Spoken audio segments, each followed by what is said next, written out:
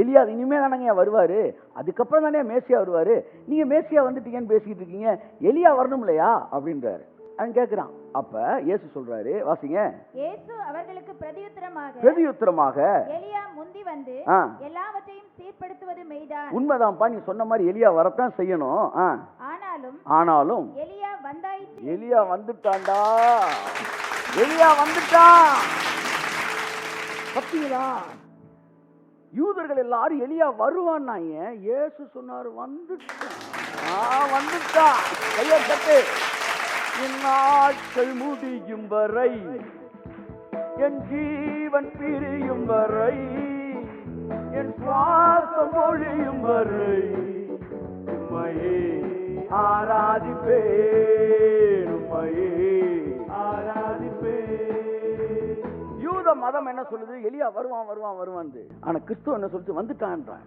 அப்ப அவங்க ஊருக்குள்ள போகும்போது யூத ரபிக்களுக்கு அவங்களுக்கு ஒரு பெரிய வித்தியாசம் இருந்துச்சு. என்ன வித்தியாசம்? அவன் எலியா இனிமே வருவான்னு எதிர்பார்த்துக்கிட்டு இருந்தான், இவன் மட்டும் எலியாவே நேரில் பார்த்துக்கிட்டு இருந்தான். அதனாலதான் அவுட்ஸ்டாண்டிங் மிரக்கலை அவருடைய சீசர்கள் செய்தார்கள்.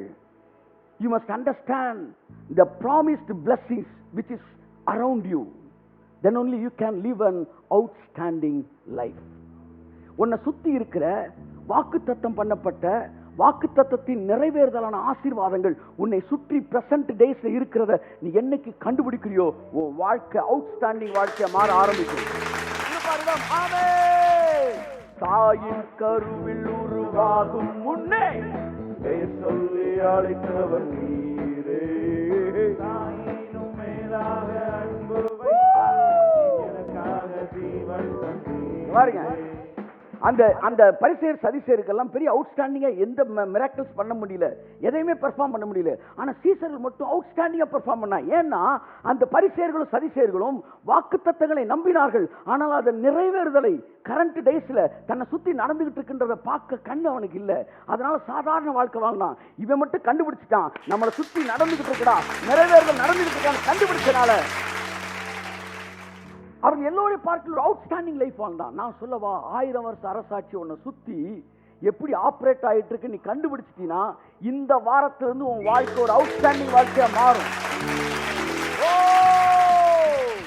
என் நாட்கள் முடிவதில்லை, என் ஜீவன் பிரிவதில்லை, என் சுவாசம் ஒழிவதில்லை, ஆராதிப்பேன், உம்மையே ஆராதிப்பேன். எது இங்க இருக்கோ அது இங்க வரக்கூடாது, எது இங்க இருக்கோ அதுதான் இங்க வரும். நீ 20,000 ரூபாய் வாங்கினா 20,000க்கு வேலை பார்க்க கூடாது. நீ 50,000 வாங்கணும்னு நினைக்கிறீல, 50,000க்கு நீ வேலை பாரு, 50,000 வரும்.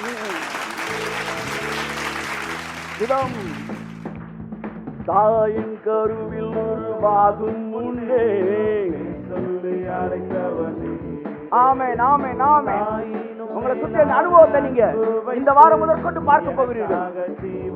ரப்பக் ரப்பக் ரப்பக். தாயின் கருவில் உருவாகும் முன்னே சொல்லி அழைத்தவன். பம் பம் பம். தாயின் மேலாக அன்பு வைத்து எனக்காக ஜீவன் தந்தீர். மனுஷனுடைய குருட்டாட்டம் கண்ணுக்கு முன்னாடி வாக்குத்தத்தம் அப்படியே அலக்கு அலக்கா அப்படியே வந்து நிறைவேறிட்டு இருக்கிறத பார்த்தும் இந்த குருட்டாட்டம் அது ஏத்துக்கிறாது பாருங்க. வசனத்தை அப்படியே தேவன் வந்து அழகழகா விவரிச்சு சொன்னாலும் உன் குருட்டாட்டத்தை நீ நம்புற வரைக்கும் நீ மறுபடியும் இன்னும் 1000 வருஷம் அரசாட்சி வரல, ஒரு நாள் வருமியா, அன்னைக்கு எல்லாம் மாறுமியா, அந்த நாள் வரவே வராதுன்றேன். பவுல் சொல்றான், ரட்சணை நாளில் செவி கொடுத்து அனுக்கிற காலத்தில் உனக்கு செவி கொடுத்து ரட்சணை நாளில் உனக்கு உதவி செய்வேன் என்று எழுதப்பட்டிருக்கிறதே. ஆமென் அப்படின்னா எல்லாரும் இன்றைக்கு ரட்சணை நாள், இன்றைய அனுக்கிரக காலம். கையை தட்டி, என் நாட்கள் முடிவதில்லை, இன்றைய அனுக்கிரக காலம்.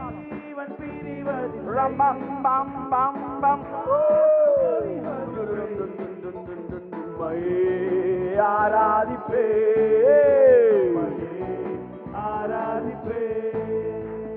எல்லாருக்கும் பவுலுக்கு என்ன வித்தியாசம்? அவங்களுக்குலாம் வசனம் தெரியாது, பவுலுக்கு வசனம் தெரியுமா?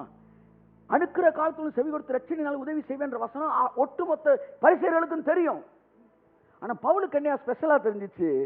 அவனுக்கெல்லாம் வசனம் தெரியும், பவுலுக்கு மட்டும் அது இந்த காலம் தான் தெரியும். பரிசேயர்களுக்கும் இயேசுவின் சீசர்களுக்கும் இருந்த பெரிய வித்தியாசம் என்ன தெரியுமா? வாக்கு தத்தங்களின் அர்த்தங்கள் தெரிவதல்ல. ஒரு கன்னியை கற்பவதியாய் குமாரனை பெறுவாள் என்று சொல்லும்போது திருமணமாகாத ஒருத்தி குழந்தையை பெறுவாள் என்பது பரிசேயர்கள் அறிந்திருந்தார்கள். ஆனா அவனுக்கும் இயேசுவின் சீசர்களுக்கும் இந்த பெரிய வித்தியாசம் என்ன தெரியுமா? இயேசு சொன்னார், ரொம்ப தெளிவா சொன்னாரு, வானத்தை நிதானிக்க உனக்கு தெரியுது, வானம் சிவக்கும் போது உள்வாங்கும் என்று தெரிகிறது, மழை பெய்யும் கண்டுபிடிக்கிற, இந்த காலத்தை எல்லாம் நிதானிக்க தெரிஞ்ச உனக்கு, இந்த வானத்தை எல்லாம் நிதானிக்க தெரிஞ்ச உனக்கு இந்த காலத்தை நிதானிக்க தெரியலடாங்க. So the mistake of that religious people என்னன்னா, அவனுக்கு மேசியா வருவார் வந்துட்டாரு. இங்க பாருங்க, இந்த இடத்துல எலியா வருவான் எல்லாம் எதிர்பார்த்துட்டு இருக்காங்க. சீக்கிரட்டா கூப்பிட்டு சொல்றாரு, சீசர்களை மட்டும் கூப்பிட்டு, ஐயா எலியா வருது, வந்துட்டான்டா. ஐயா எப்ப வந்தான்? எலியா வந்தான், அவனுக்கு உங்கள் இஷ்டத்தின்படி செய்தீர்கள். அப்ப யார் எலியா? சீசர்கள் யோவான் ஸ்நானகனை குறித்து அவர் பேசுகிறார் என்பதை அறிந்து கொண்டார்கள். அப்ப நல்லா கவனிங்க, பல நேரங்கள்ல நீங்க பிரம்மாண்டமா, விசிபிளா, நோட்டிசபிளா, ப்ராமினென்ட்டா வெளியே வரும் நினைக்கிற ஒண்ணு சத்தமே இல்லாம உள்ள ஒரு. எலியா வருவார்னு எதிர்பார்த்தான், வந்துட்டார். ஒரு நாள் நீ சொல்லுவ 1000 வருஷம் சாட்சி வரும், அது வந்துட்டு தம்பி, வந்து ரொம்ப நாள் ஆச்சு. நீ கேட்டீல, அவன் மட்டும் ஏன் இப்படி மேல வந்துகிட்டே இருக்கான்னு 1000 வருஷம் சாட்சியை கண்டுபிடிச்சிட்டான்.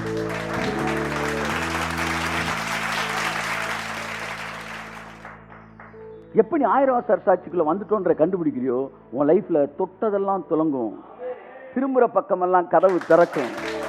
ஆமா, எகிப்தின் சம்பாத்தியம், எத்தியோப்பியன் வர்த்தக லாபம் தாண்டி உன்னிடத்திற்கு வரும். ஹalleluya ஹalleluya ஹalleluya ஹalleluya ஹalleluya ஹalleluya ஹalleluya. என் அன்புக்குரியவர்களே, அப்ப சீசர்களுக்கு மட்டும் தெரிஞ்சிச்சு எலியா வந்துட்டான் அப்படின்னு. அடுத்து வாசிப்போம், யோவான் 4:25. அந்த ஸ்திரீ அவரை நோக்கி, சமாரிய ஸ்திரீ இயேசுவை நோக்கி, கிறிஸ்து எனப்படுகிற மேசியா வருகிறார் என்று அறிவேன். மேசியா வருவாருங்கயா? யாருகிட்ட? மேசியா கிட்டே. கொஞ்சம் விட்டா நம்ம அதான் இயேசுட்டே மேசியா வருவாருன்னாங்க. அப்படிதான் 1000 வருஷாட்சியில் இருந்துட்டு 1000 வருஷாட்சி வருவாங்க. மேசியாவிட்ட பார்த்த அந்த அம்மா பேசுது, மேசியா வருவார்னு நான் அறிவேன். அடுத்து அவர் வரும்போது பிரசன்டென்ஸா பாஸ்ட் டென்ஸா ஃபியூச்சர் டென்ஸா? பிரசன்டா ஃபியூச்சரா? பிரசன்டா ஃபியூச்சரா? ஃபியூச்சர். அவர் வரும்போது எல்லாவற்றையும் நமக்கு அறிவிப்பார் என்றால். அவர் வருவார் சாமி, அவர் வரும்போது எல்லாத்தையும் அறிவிப்பார் சாமி அப்படின்னு மேசியா வருவார்னு பேசிட்டு இருக்கு. அடுத்த வரி அடிக்கிறார் இயேசு. அதற்கு இயேசு, உன்னுடனே பேசுகிற நானே அவர்.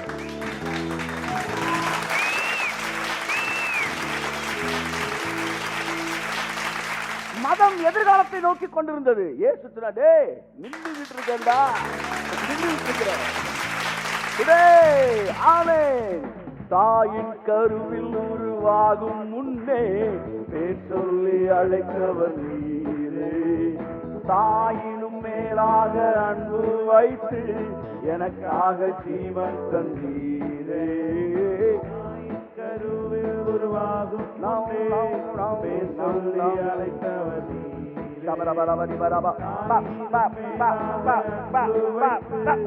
எனக்காக ஜீவன் தந்தீரே.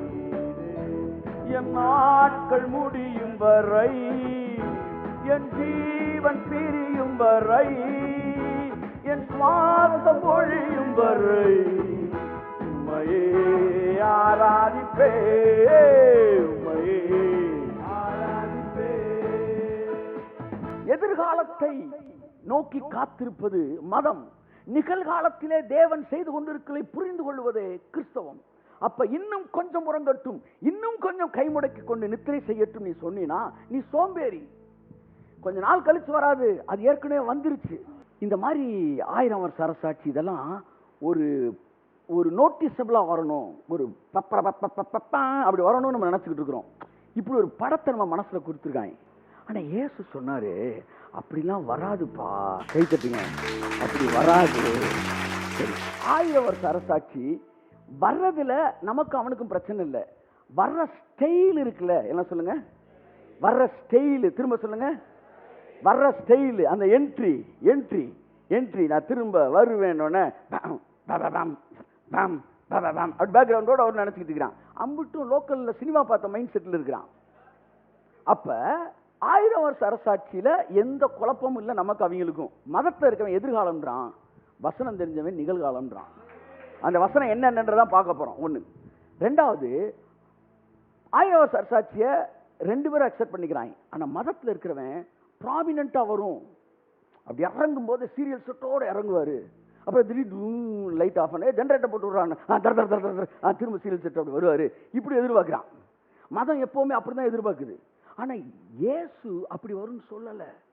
1000 வருஷாட்சி வர்றதுல பிரச்சனை இல்லை, எப்படி வரும்னு எதிர்பார்க்கிற பத்தியா? அங்கதான் ஒரு பிளாக் இருக்கு, அதை ஓபன் பண்ணி விடுவார் இயேசு நாமத்தில். அது ஓபன் பண்ணட்டும் இயேசு நாமத்தில். எந்த ஸ்டைல்ல வரும்னு சீசர்களுக்கு மைண்ட் இருந்துச்சு. ஆனா இயேசு அந்த ஸ்டைல்ல வராதுறான்னார். வாசிப்போம் லூக்கா 17ஆம் அதிகாரம் 20ஆம் வசனம். வாசிப்போம் 17:20. தேவனுடைய ராஜ்யம் எப்பொழுது வரும் என்று பரிசேயர் அவரிடத்தில் கேட்டபொழுது, இத பாருங்க, அவன் பரிசேயர்கள் கேக்குறான், ஐயா அந்த காட்ஸ் கிங்டம், அந்த மில்லினியம், தேவனுடைய ராஜ்யம், பரலோக ராஜ்யம் வேற, தேவனுடைய ராஜ்யம் வேற. தேவனுடைய ராஜ்யம் என்பது தேவனுடைய ஆளுகை இந்த பூமிக்கு வரும் அப்படின்னு சொல்றாங்களே, அது எப்ப வரும் அப்படின்னு கேக்குறாங்க. அது இயேசு சொல்றாரு, வாசிங்க. அவர்களுக்கு அவர் பிரதியுத்தரமாக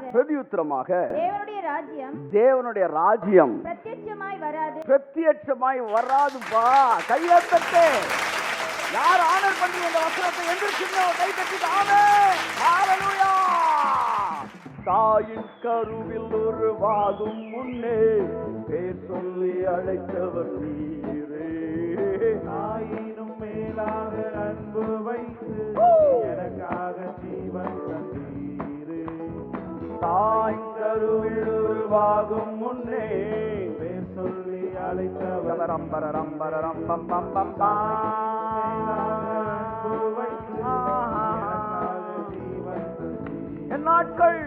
என் நாட்கள் முடிவதில்லை, என் ஜீவன் பிரிவதில்லை, என் சுவாசம் ஒழிவதில்லை, உம்மையே ஆராதிப்பே, உம்மையே ஆராதிப்பே.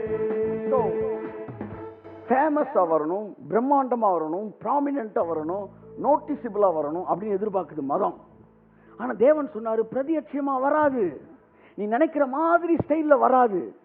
அப்ப சீசனுக்கு எப்ப வரும் எப்ப வரும்? கர்த்தர் சொல்றாரு அங்க வரும் இங்க வரும்லாம் வராதுடா. அது எப்படி வரும்னா வாசிங்க, இதோ இதோ இங்கே என்றும் அதோ அங்கே என்றும் சொல்ற மாதிரி அது இருக்காது. ஐயோ, இதுக்கு மேல என்ன சொல்லணும், இதுக்கு மேல என்ன சொல்லணும்? நீ நினைக்கிற மாதிரி இந்தா வந்துருச்சு அந்த வந்துருச்சு நீ நினைக்கிறியே, அப்படிலாம் இருக்காது. அது அமைதி அதை என்ட்ரிய கொடுக்கும். கையத்தட்டு. என் சுவாசம் ஒழிவதில்லை, உம்மையே ஆராதிப்பே, உம்மையே ஆராதிப்பே. சின்ன பிள்ளைக்கு சொல்ற மாதிரி சொல்லிட்டாரு. நீ நினைக்கிற அந்த ஏஜ், நீ நினைக்கிற அந்த காலம், அது பிரத்யட்சமா வராது. 1000 வருஷ அரசாட்சி பிரத்யட்சமா வரும்னு சொன்னீங்கன்னா வரவே வராது. ஏன்னா எப்பவுமே பாருங்களேன், நீங்க நல்லா பாருங்க, தேவனுடைய பிகினிங் எல்லாம் ரொம்ப சைலண்ட் என்ட்ரியா தான் இருக்கும். பிசாசோட என்ட்ரி எல்லாம் எப்பவுமே பிரம்மாண்டமா இருக்கும். ஆனா காட்ஸ் என்ட்ரி எப்பவுமே சைலண்டா இருக்கும். ஆனா பிசாசோட என்ட்ரி எல்லாம் ரொம்ப சேடா இருக்கும். இது ஃபினிஷிங் சேடா இருக்கும். ஆனா காட்ஸ் ஃபினிஷிங் எப்பவுமே பிரம்மாண்டமா இருக்கும். ஆமென். 3 வார்த்தை முக்கியமானது. 1000 வருஷ அரசாட்சியை கொடுத்து உங்க மனநிலையை மாத்திக்காங்க. பிரத்யட்சமா வரும்னு நினைக்காதீங்க. என்கிட்ட ஒருத்தர் 100 பேர் 50 பேர் சோப்படுத்தணும், வந்துருச்சா எழுப்புதல் வந்துருச்சான்றா, 1 மாசம் கழிச்சு நான் ஆளை காணோம், அவர் அந்த பாத்துல வந்துட்டா இந்த பாத்துல வந்துட்டான். ஸோ நிறைய மிரக்கல் நடக்குது, அது நடக்கணும்னா எழுப்புதல் வந்துருச்சு நீங்க நினைக்காதீங்க. 1000 வருஷ அரசாட்சி வந்துருச்சு நினைக்கிறேன், தேவனுடைய ராஜ்யம் வந்துருச்சு, இதோ இங்கே அதோ அங்கே என்று சொல்லுவதற்கு ஏதுவாய் அது இராது. நம்பர் 1, பிரத்யட்சமா இருக்காது. கண்ணில் பார்த்து அப்படி சொல்ற மாதிரி நோட்டிசிபிளா இருக்காது. அது எப்படி வரும்? கை தட்டுங்க. எப்படி வரும்? வாக்கியம் தொடர்ந்து. இதோ தேவனுடைய ராஜ்யம் உங்களுக்குள் இருக்கிறதே. கையை தட்டு. ஹalleluya. என் ஜீவன் பிரிவதில்லை, விடுவதில்லை. உம்மையே ஆராதிப்பேன், உம்மையே ஆராதிப்பேன். ராஜ்யம் எங்க தொடங்குது? உள்ள. 1000 வருஷம் எங்க தொடங்குது? உள்ள. இந்த வருஷம் தொடங்கும் போது ஒன்று சொன்னார் கர்த்தர் எனக்கு, அவன் யோசிக்கும் இடம் எதுவோ அந்த இடத்திற்கு அந்த கப்பல் போகும்னாரு. இந்த வருஷம் 1000 வருஷ அரசாட்சி வந்து மில்லினியம் இயர்ஸ் இது சரி வந்து வாட்ஸ் தட் தேவனுடைய ராஜ்யம் அது உள்ளுக்குள்ளதான் இருக்குன்றார். அப்ப என்ன சொல்ல வராரு, நீ எப்ப அதை வந்து உன்னுடைய மைண்டுக்குள்ள கொண்டு வரியோ உன்னை சுத்தி அது அதனுடைய ஃபுல்ஃபில்மெண்ட் நீ பார்க்க ஆரம்பிச்ச. ஸோ இந்த அரசாட்சி இந்த ஏஜ் வந்து ப்ராமினெண்டா வராது. எல்லாம் சொல்லுங்க, நோட்டிசபிளா வராது. அது ஒரு இலை, ஒரு விதையிலிருந்து ஒரு முளை கிளம்பி அப்படியே மேலே வரும்போது எப்படி சத்தமே இல்லாமல் வெளியே வருதோ அப்படிதான் வந்துச்சு. இப்போ என்கிட்ட ஒரு கேள்வி கேட்டார், நீ இந்த ஏஜ் பயங்கர நோட்டிசபிளாக வரணும்னு சொல்றிய, இதுக்கு முன்னாடி 7 ஏஜஸ் இருந்திருக்கு, 6 ஏஜஸ். ஒவ்வொரு காலமும் இன்னொரு காலத்துக்குள்ள போகும்போது நீ நினைக்கிற மாதிரி பிரத்யட்சமா வந்துச்சா சத்தம் இல்லாமல் வந்துச்சா சொல்லுனார் ஆண்டவர். முதல் காலம் அறியாமையின் காலம். அங்க இருந்து மனசாட்சியின் காலத்துக்கு மனுஷன் தவறுனான்ல. அப்போ ஒரு காலத்துல இன்னொரு காலத்துக்கு வர்றப்ப ப்ராமினெண்டா வந்துச்சா மைல்டா வந்துச்சா? சொல்லுங்க. சத்தமே இல்லாம இந்த உலகத்துல ஓரத்துல ஒருத்தன் ஒரு ஆப்பிள் எடுத்து கரிச்சு அப்படின்னு கடிச்சான். அந்த கரிச்சு சவுண்டு தான் கேட்டுச்சு. ஒட்டுமொத்த மனுக்குலமும் அடுத்த ஏஜுக்குள்ள என்ட்ரு ஆயிடுச்சு. பிதாவுக்கே தெரியாத மாதிரி கேட்கிற, தம்பி பழத்தை சாப்பிட்டியா? அடுத்த ஏஜுக்குள்ள நாங்க வந்துட்டோம், உங்களுக்கே தெரியலையான்ற அவன் அடுத்த ஏஜுக்குள்ள வந்துட்டான், அடுத்த காலத்துக்கு வந்துட்டான். அடுத்த செகண்ட் எல்லாம் சொல்லுங்க, அடுத்த செகண்ட் பூமி ஃபுல்லா முள்ளா மாறிடுச்சு, கேன்சர் வந்துருச்சு, வந்து ஐசியூ வந்துருச்சு, வந்து மனுஷன் ரத்த வாந்தி எடுத்துட்டான். இதெல்லாம் நடந்துச்சா? சொல்லுங்க. உடனே அன்னைக்கே நடந்துச்சா? உடனே நடந்துச்சா? எல்லாமே அவன் பார்த்த உடனே தெரிஞ்சிச்சா? வந்து அப்படித்தானே வரணும். அப்படி வரலையே, அது அப்படியே தானே ஸ்ப்ரெட் ஆச்சு. ஸோ நெகட்டிவா ஒன்று வரும்போது அது எப்படி அப்படியே உள்ள இருந்து ஸ்ப்ரெட் ஆகி ஆதாம்குலேருந்து உலகத்தை இப்போ நிரப்பி இருக்கோ அப்படி பாசிட்டிவானது கடுகு விதையை போல புளித்த மாவை போல வெகு விரைவாக நமக்குள் இருந்து இந்த உலகத்திற்குள்ளே தேவனுடைய ராஜ்யம் ஸ்தாபிக்கப்படும். ஆமென். ஸோ நெகட்டிவ் அட்வர்ஸ் ரியாக்ஷன் நடக்கும்போது எப்படி நடந்துச்சு? டிரான்ஸ்ஃபர்மேஷன், அட்வர்ஸ் டிரான்ஸ்ஃபர்மேஷன், எதிர்மறையான மறுரூபம் எப்படி ஆச்சு? சொல்லுங்க. அப்படியே ஸ்டெப் பை ஸ்டெப்பாக தான் ஆச்சு. ஒட்டுமொத்த மனுக்குலமும் எதுக்கு வந்துட்டாங்க?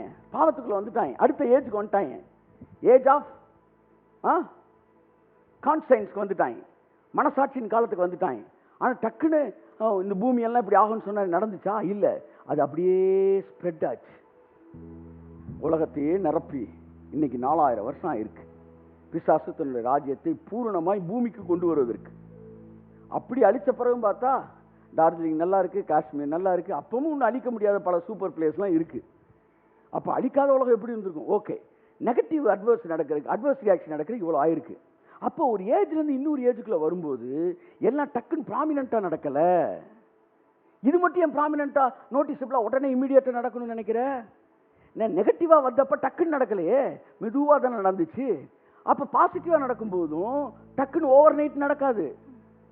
ஆனால் கடுகு விதை மாதிரி வேகமாக நடக்கும், வளரும். நல்லா கவனிங்க, டிரான்ஸ்ஃபர்மேஷனாக தான் அந்த 1000 வருஷ சாட்சி வருது. ஆனால் எப்படி வருதுன்னா ஸ்பீடாக வருதான். அதான் இயேசு சொல்றாரு, புளித்த மாவு, தேவனுடைய ராஜ்யம் புளித்த மாவுக்கு ஒப்பாக இருக்கிறது. அப்போ கொஞ்சோண்டு புளித்த மாவு, எல்லாம் எடுங்க, கையை எப்படி காட்டுங்க, கொஞ்சோண்டு புளித்த மாவு. அந்த மாவு புளிச்சிருக்கணும். சொல்லுங்க, என்சிசி புளிக்கணும்.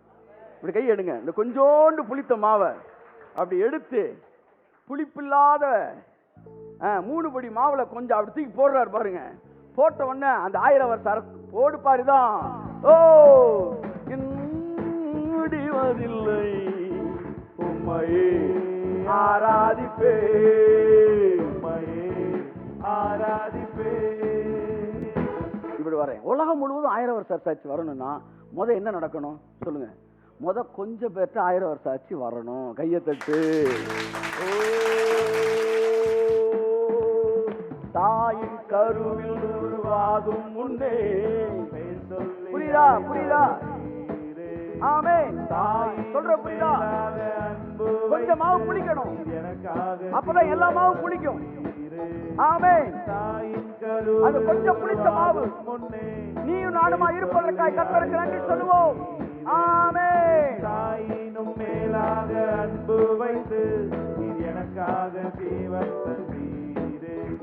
என் நாட்கள் முடிவதில்லை, என் ஜீவன் பிரிவதில்லை, என் சுவாசம் ஒழிவதில்லை. உம்மையே ஆராதிப்பேன், உம்மையே ஆராதிப்பேன். அப்ப முத அந்த அந்த தேவனுடைய ராஜ்யம் யாருக்குள்ள வந்துச்சு சொல்லுங்க? சீசர்களுக்குள்ள வந்துச்சு. கொஞ்சமாவும் புளிக்கணும். அந்த 1000 வருஷ அரசாட்சி எப்படி ஆக்டிவேஷன்ல இருக்கு? நம்ம கண்ணு திறந்த உடனே நம்மளை சுத்தி 1000 வருஷ அரசாட்சியோடைய ஆசீர்வாதங்களை அனுபவிக்க ஆரம்பிப்போம். அப்ப இந்த அறிவு கண்ணு திறக்கும் பாருங்க. திறந்த உடனே உங்க அதிகாரம் வெளியில வர ஆரம்பிக்கும். உங்களை சுத்தி அந்த என்ன சொல்ல வந்து அந்த 100% பலனை நீங்கள் அனுபவிக்க ஆரம்பிப்பீர்கள். இந்த வருஷ தொடக்கத்தில் சார் 100 100 100ன்னாரு. எதுக்கு 100 100ன்னு சொன்னார்னு எனக்கு தெரியல. மேகசின்ல 100 100ன்னு எழுதிட்டேன். நேற்று சொல்ல நான் ஏன் 100ன்னு சொன்னேன் தெரியுமா? 100னா 1000 வருஷ அரசாட்சியில அங்க 99 கூட இருக்காது. நான் என்ன திட்டம் வச்சிருக்கேனோ அது அப்படியே 100% நிறைவேறும். இந்த வருஷம் நம்ம 100க்குள்ள என்டர் ஆகிறோம். கையை தட்டு, கையை தட்டு. சில விதைகள் 30% பலன் கொடுத்தது. அதுதான் பிகினிங்ல ரட்சிப்பு, ஆத்தும ரட்சிப்பு மட்டும். சரீர ஆரோக்கியம் கிடையாது, ப்ராஸ்பரிட்டி ஐஸ்வர்யம் கிடையாது. ரட்சிக்கப்பட்டுற போதும் அதுதான் ஏன் பரலோகத்துக்கு போகணும், இதெல்லாம் நமக்கு சொந்தமே இல்லையா அப்படின்னு சொல்லிட்டு ரட்சிக்கப்பட்டு நிறைய பேர் வியாதியிலையும் பணப்பற்றாக்குறையிலையும் பஞ்சத்திலையும் செத்து போனாங்களே. அவங்கெல்லாம் பலன் கொடுக்காம இல்லை, அவங்க 30% பலன் கொடுத்தார்கள். பெண்டிகாஸ்டல் ப்ரீச்சர்ஸ் வந்தாங்க, 30% பலன் ஜனங்கள் கொடுத்தாங்க. அடுத்து ஃபெய்த் ப்ரீச்சர்ஸ் வந்தாங்க. வந்த உடனே இந்த சரீரம் தேவனுடைய ஆலயம், உன்னை ஐஸ்வர்யவான் ஆக்கும்படிக்கு அவர் சிலுவையில தரித்திரரானார். இந்த கண்ணு திறந்த உடனே மனுஷன் 60% பலன் கொடுக்க ஆரம்பிச்சான். 1000 வருஷ அரசாட்சி ஸ்டார்ட் ஆகுதுன்னு பிரசங்கம் பண்ண ஆரம்பிச்சாங்க பாருங்க. மனுஷன் 100% பலன் கொடுக்க ஆரம்பிச்சான். என் சுவாசம் முடியும் வரை உம்மையே ஆராதிப்பேன், ஆராதிப்பேன்.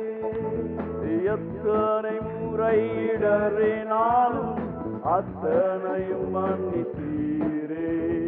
நன்மாயும் கிருபாயும் தொடரச் செய்து மீண்டும் நடக்க வைத்தீரே. அத்தனையும் மன்னித்தீரே. நன்மையும் கிருபையும் தொடரச் செய்து என்னை மீண்டும் நடக்க வைத்தீரே. என் நாட்கள் முடிவதில்லை, என் ஜீவன் பிரிவதில்லை, என் சுவாசம் ஒழிவதில்லை. உம்மையே ஆராதிப்பேன், உம்மையே ஆராதிப்பேன். ஹல்லேலூயா. சோ தேவனுடைய ராஜ்யம் என்ன ஸ்டைல்ல வரும் அப்படின்றாரு. பிரத்யட்சமா வராது. இதோ இங்கே அதோ அங்கே அப்படிலாம் இருக்காது. அது கடுகு விதை மாதிரி ஓவர் நைட்ல வளரும். அது புளிச்ச மாவு மாதிரி பெரும் இதை வந்து புளிக்க வச்சிரும். இந்த புளிச்ச மாவு வேகமா பரவும், கடுகு விதை வேகமா பரவும். அப்படிதான் தேவனுடைய ராஜ்யமும் வேகமாய் பரவும். என் அன்புக்குரியவர்களே, தேவனுடைய முழு ராஜ்யமும் ஆளுகையும் இந்த பூமியில மனுஷன் பார்க்கறான் பாருங்க. அதுதான் இந்த மில்லினியம். கடவுளுடைய கம்ப்ளீட், அதாவது நீதிமானுக்கு ஒரு கேடும் வராது அப்படின்ற இடத்துக்கு நீங்க வரீங்க பாருங்க. நித்திய மகிழ்ச்சி அவர்கள் தலைமேல் இருக்கும், சஞ்சலமும் தவிப்பும் ஓடிப்போம். இனி துஷ்டமும் வழியாய் வருவது இல்லை, அசுத்தமும் விருத்த சேதனம் இல்லாதவனும் உன் வழியாய் வருவது இல்லை என்கிற அந்த 100% வாழ்க்கையை அந்த பூமியில அனுபவிக்க ஆரம்பிக்கும் போது புரிந்து கொள்ளுங்கள், நம்மை சுற்றி 1000 வருஷம் கடந்து. ஆமென். சோ 2 விஷயத்தை பார்த்தோம். ஒன்னு, ரிலீஜன் எப்பவுமே எதிர்காலத்தில் இருக்கு, எதிர்காலத்தை நம்புது. ஆனா இயேசு நிகழ்காலத்தை கொண்டு வந்தார். ஏன்னா அத்தனை வாக்கு தத்துவம், நூற்றுக்கணக்கான வாக்கு தத்துவம் என்ன இருக்கு, 1000 வருஷ அரசாட்சியை பத்தி இருக்கு. ஆனா இயேசு யாராம், வாக்கு தத்துவங்களின் நிறைவேறுதலாம்.